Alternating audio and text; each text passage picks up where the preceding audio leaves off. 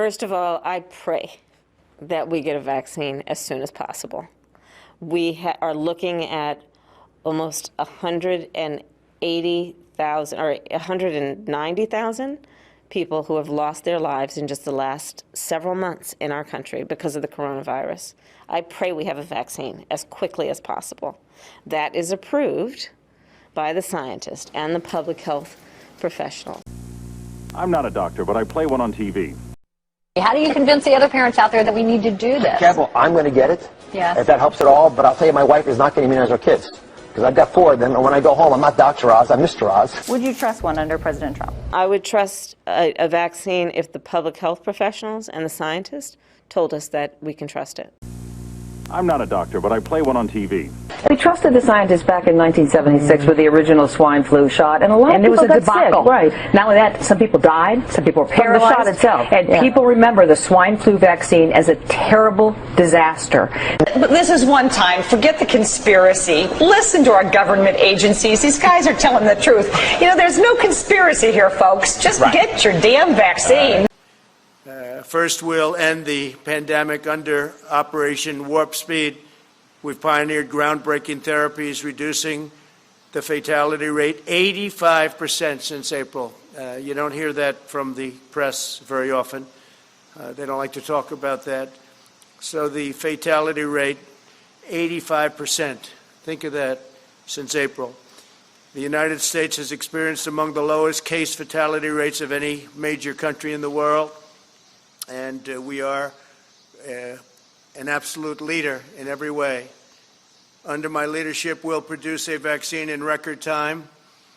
Biden and his very liberal running mate, the most liberal person in Congress, by the way, is not a competent person, in my opinion, would destroy this country and would destroy this economy, should immediately apologize for the reckless anti-vaccine rhetoric that they are talking right now, talking about endangering lives, and it undermines science. And what's happening is all of a sudden you'll have this incredible vaccine, and because of that fake rhetoric, it's a political rhetoric, that's all it is, just for politics, because now they see we've done an incredible job, and in speed like nobody's ever seen before. This could have taken 2 or 3 years, and instead it's going to be done in a very short period of time. Could even have it during the month of October.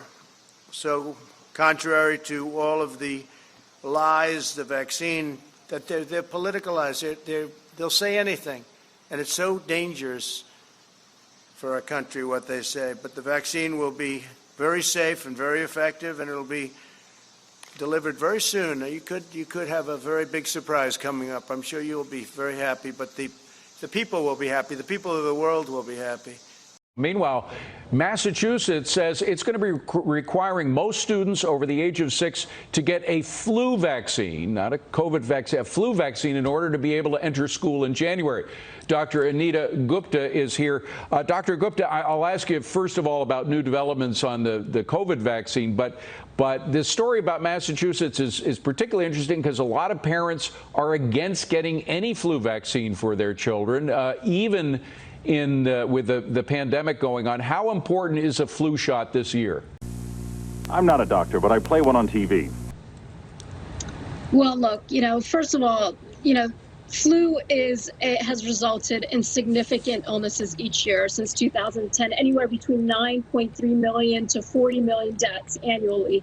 So getting the flu vaccine is really a commitment to protecting the safety and health of society. So it's really important. And that's so important for us to remember, to get your flu vaccine this year. As we heard, the CDC is recommending it. It will not only prevent illnesses in society, but it preserves the healthcare resources that are so important right now on the front line. And we have to do everything we can to preserve them, to ensure that our healthcare workers have those resources, and so we can help our patients. I have to say, I've had a couple of bad incidences with flu shots myself. I know others who have, so I understand the concern.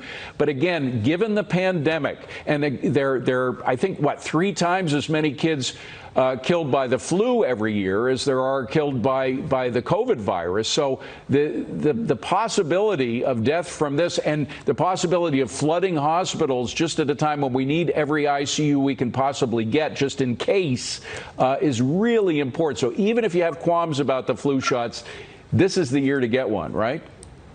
Absolutely. Look, the best way to prevent the flu is to get your vaccination.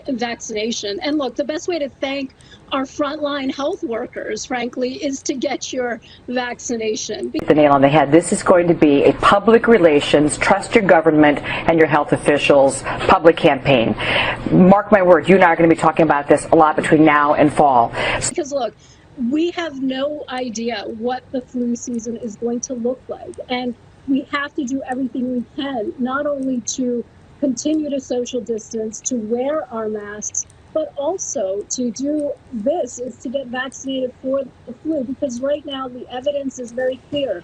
When we don't get vaccinated, we know that there is a potential for further outbreaks with the flu alone. Right. So this convergence will be very complex, and so we must do everything we can to prevent this season to be the worst. Very quickly, Dr. Gupta, you know, a lot of people were quite cynical when the president said that we might have a vaccine for COVID by the end of the year. Looks now what Pfizer is telling us that is a real possibility. Should we get our hopes up or not? We can only hope. We can only hope. Look, ultimately, with any vaccination, there needs to be clear clinical data on safety, efficacy, and, you know, ultimately it's in the hands of the FDA. We want the information. We want and hope that it'll be safe for society as a global product, but we can certainly hope that we have a vaccination in our hands for the United States and the world. Me, look on the CDC website as to what is in the swine flu vaccine. You know, aluminum, insect repellent, formaldehyde, mercury, aluminum, insect repellent, formaldehyde, mercury. I want you to explain this to me. How could they have all these COVID-19 test kits? There's the product number there, 300215. Couldn't find it. I couldn't find that by just visiting the site. I'll put the link in the description. All right, Uncle Ken? Okay. And you'll see all the countries. It's coming here. See? European Union, Switzerland, Germany, yada yada. Export COVID-19 test kits in the year 2018. And there you go. You get the quantity there. All right. Now I want to read a little something from the Technological Society by Jacques Ellul, page 365, 366. The Americans, protected by their two oceans, did not, quote, feel, unquote, they were at war. War for them was not a living reality and had to be made so. Understandably, the feeling of war and civilian involvement in it could be produced only by the enormous pressure of advertising and total propaganda on the human psyche. It was necessary to use the so-called obsessional technique, to subject the citizen to propaganda without let-up, never allowing him to be alone with himself. In the street he is confronted with posters, loudspeakers, ceremonies and meetings. At work, with handbills and industrial mobilization. In his amusements, with motion picture and theatrical propaganda. At home, with newspaper and radio propaganda. All these means converge on the same point. All exert the same kind of action on the individual and are of such overpowering magnitude that he ceases to be consciously aware of them. This last is the greatest importance. Propaganda must become as natural as air or food. It must proceed by psychological inhibition and the least possible shock. The individual is then able to declare in all honesty that no such thing as propaganda exists. In fact, however, he has been so absorbed by it that he is literally no longer able to see the truth.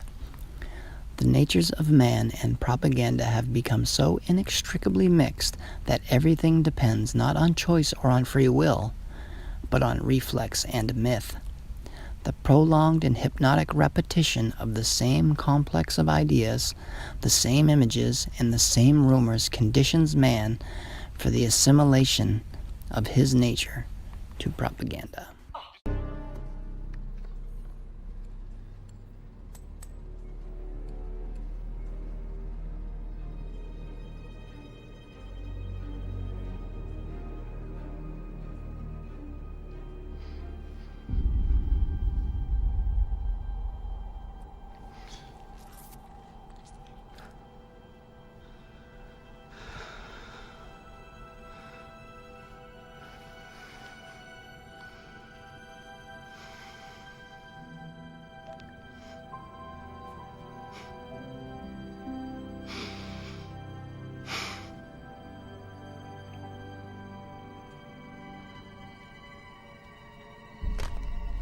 No.